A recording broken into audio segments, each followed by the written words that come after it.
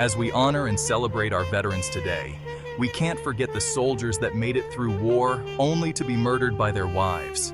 These are two tragic tales of soldiers killed by the women they love. The first story we're going to cover happened in 1991. A Gulf War veteran survived the war and was elated to come home. However, his wife had other plans.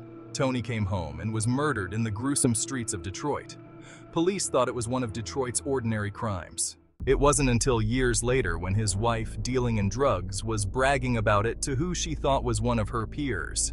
Sad for her, it was an undercover officer who was working a drug ring. She bragged how she got away with the murder of Tony.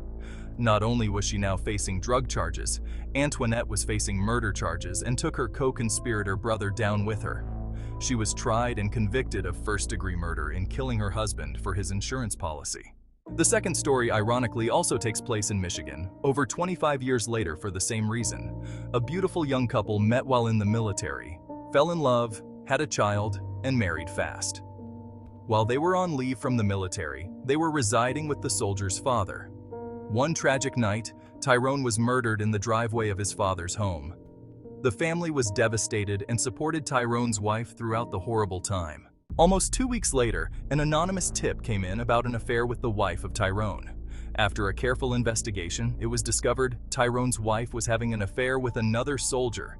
After being questioned and pressured by the police, the wife confessed about the plot to kill her husband so her and her lover could be together and have his insurance policy from the military.